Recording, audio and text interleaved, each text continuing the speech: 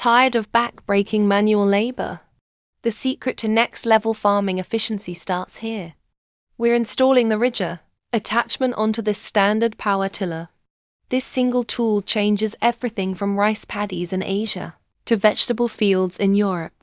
Step 1. Secure the main mounting bracket. Precision is key. You need a solid, wobble-free base to handle heavy soil. Always check your bolts are tight. Next, attach the drawbar and the hitch pin. This connector links the tiller's power directly to the Ridger blade.